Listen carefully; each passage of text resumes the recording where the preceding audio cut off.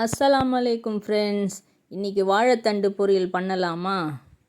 முதல்ல ஒரு கடாய் எடுத்து அதில் அரிசியை போட்டு நல்லா வறுத்து வச்சுக்கணும். செவக்க வறுந்த பிறகு அதை தனியாக எடுத்து வச்சுட்டு மறுபடியும் அதே கடாயில் காஞ்ச மிளகாய் இதையும் வறுத்து அதிலையே வச்சுக்கணும். அப்புறம் வேர்க்கடலை 3 கைப்பிடி அளவுக்கு போட்டிருக்கேன். வாழைத்தண்டு குவான்டிட்டி அதிகம், அதனால் கொஞ்சம் அதிகமாக போட்டு நல்லா இந்த வேர்க்கடலையும் செவக்க வறுத்துடணும்.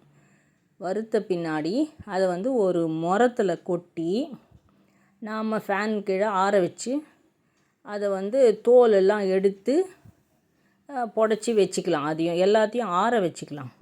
வச்சிட்ட பிறகு நான் வாழைத்தண்டை அடி வாழைத்தண்டை வாங்கியிருக்கேன். அது ரொம்ப நல்லது.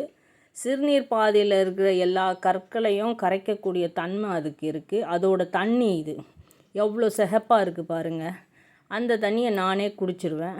இப்போது நாம் ஆற வச்சிருக்கிற எல்லா மிளகாய் அது கூட பூண்டு போட்டுக்கணும். பூண்டு, வேர்க்கடலை, வறுத்து வச்ச நம்ம சாப்பாட்டு அரிசியே போட்டுக்கலாம். சாப்பாட்டு அரிசியே வறுத்து வச்சுக்கலாம். இது பாருங்கள், இதில் கொஞ்சம் உப்பு போட்டு பிடிச்சி வச்சுருக்கேன். இப்போ மறுபடியும் கடாய் வச்சு கொஞ்சமாக எண்ணெய் விட்டாவே போதும். நிறைய எண்ணெய் விடணும்னு அவசியம் கிடையாது. இல்லை, முதல்ல கடுகு, கொஞ்சம் சீரகம், கடலைப்பருப்பு, உளுத்தம்பருப்பு, கருவேப்பிலை இதெல்லாம் போட்டு நல்லா செவக்க வறுத்துடணும். இதை வறுத்த பின்னாடி அதில் நாம் வேக வச்சிருக்கிற வாழைத்தண்டை இதில் போடலாம். இதுக்கு கொஞ்சமாக அரை உப்பு போட்டு வேக வச்சுக்கிட்டால் நல்லது. நமக்கு இது எல்லாமே ஒரு கண்ணளவு பதம் தெரியணும். அப்போ தான் நம்மளால் செய்ய முடியும்.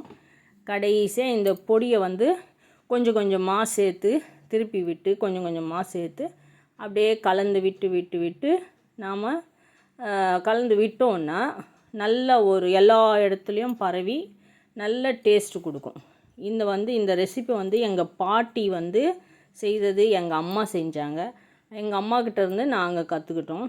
அதனால் இந்த ரெசிபி இது மாதிரி யாரும் செஞ்சு நீங்கள் பார்த்துருக்க மாட்டீங்க. இது எப்படி இருக்குதுன்னு கமெண்ட்